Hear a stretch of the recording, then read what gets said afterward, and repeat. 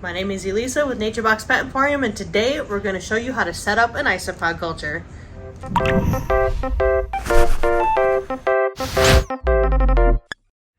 If you haven't already, make sure to like, subscribe, share, turn on the notification bell, make sure you don't miss any of our videos. Let's dive in and show you how to set up your new isopod culture.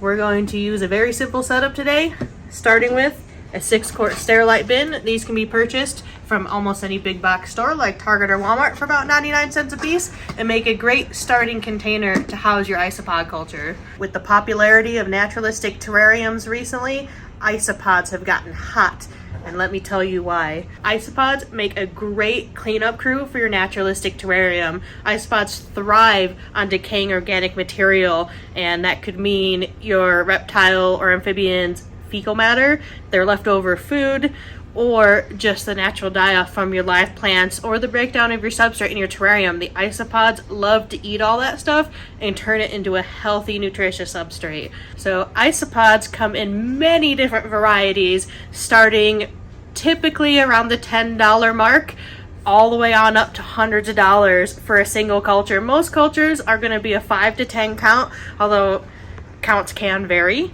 They come in all different colors and sizes depending on your needs. Some will burrow, some will stay on the substrate. Make sure to do a little bit of research into the type of isopod that would be perfect for your naturalistic terrarium, a topic we might cover in a video later on. Another reason to hit that subscribe button below. Alright, but today's video is going to be on how to set up an isopod culture. Taking care of isopods, culturing them and breeding your own is very easy. Today I'm going to show you how you can breed your own with just a few simple items. So we have here our 6-quart Sterilite tub. This is what we're going to use for our simple culture. You can get these tubs at almost any big box store, including Walmart and Target, for just 99 cents. This makes a great container to culture your isopods. Substrates, I like to use Zilla brand Jungle Mix. Zoomed brand Reptisoil also works excellently as a base layer for our isopod container. Your substrate is going to allow for burrowing, it's going to hold moisture, and as it starts to break down, your isopods are going to be able to actually eat the organic material. Forest floor, wood. So rotting and decaying wood is a necessary part in many species of isopods' diets. So we like to mix a handful of our wood mulch into our substrate for our isopods. Many people will default to their Eco Earth because it is sanitized and they feel like it is safer for their isopods, but it is so sterile that this actually does not make a great substrate for isopods. Cultures on cocoa fiber will actually not do as well as cultures on the other materials that we'll show you today. Starting with our Jungle Mix, we're going to put on our base layer of substrate for our isopod culture.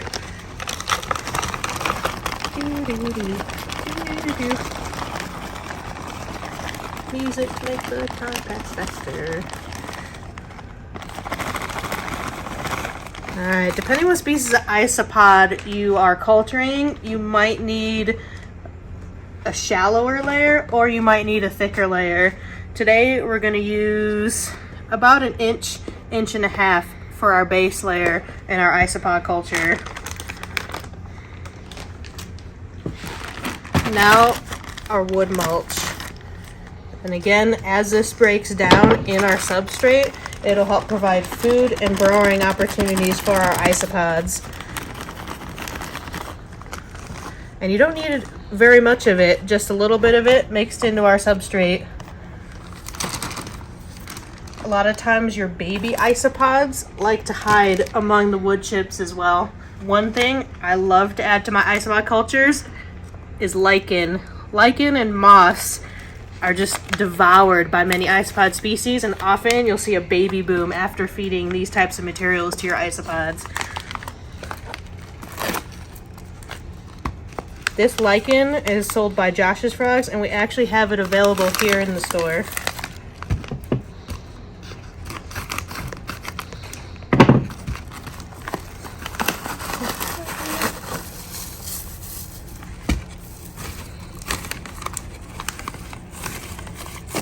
We're going to try to breed our isopods, so we're going to be generous with the amount of lichen that we add to our culture today. Next, sphagnum moss. So sphagnum moss is a very dense material, so isopods will eat it, but not very fast.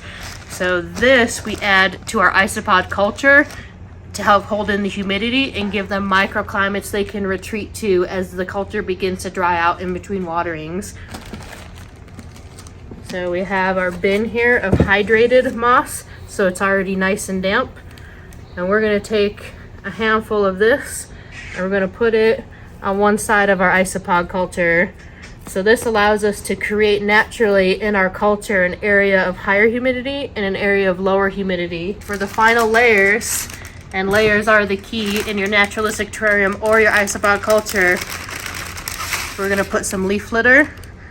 So leaf litter is more organic material that the isopods will munch on in between feedings, and it also offers places to hide. Same goes for our cork bark. So we're going to use this cork bark as a combination hide and food source for our isopods. Another important thing for isopods is calcium, so we're going to put this cuttlebone into our isopod culture so they always have access to calcium, so when they molt, their exoskeleton will grow back strong. Add a little water. And I think our culture is ready to add our isopods. The isopods we're housing today are called dairy cow isopods. This is a species of Porcellio levis that comes in many different color varieties. The orange color variety, the calico, etc. are all very popular at our store. There are many other flavors of isopod, however, including dwarf species, powder blues, powder oranges, zebras, Dalmatians, orange kois, rubber duckies. The list goes on and on. We could stand here all day naming species of isopods that are popular to keep in the hobby. There's little to no acclimation period for your isopod culture, so we're going to add our isopods right away. So you can pick them by hand, or you can tip them gently into the enclosure.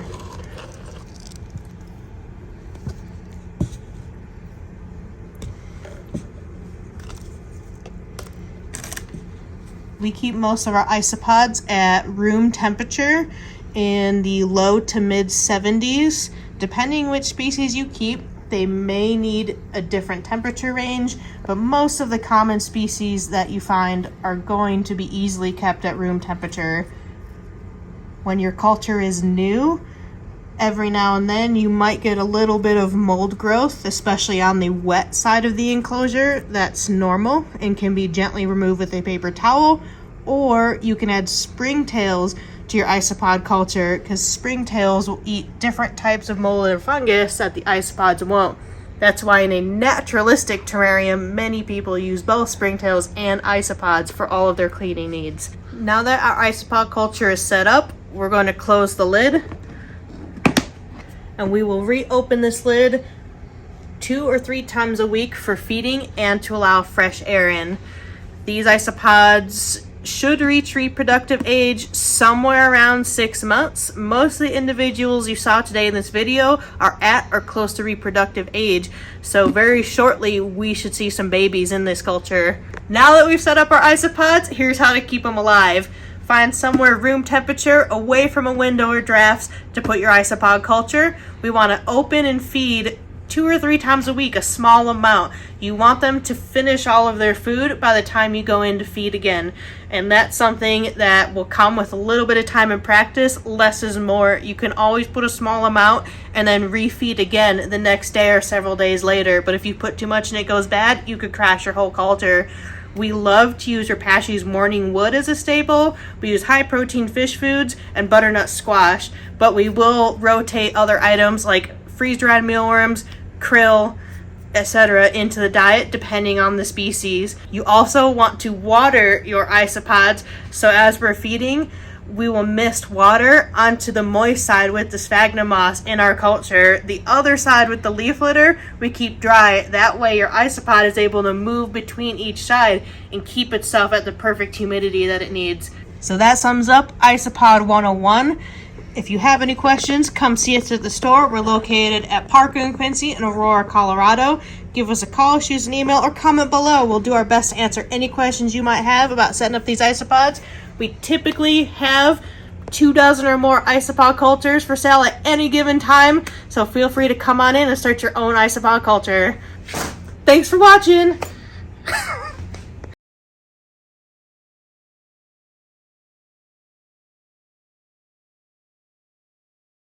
Breed your own isopods!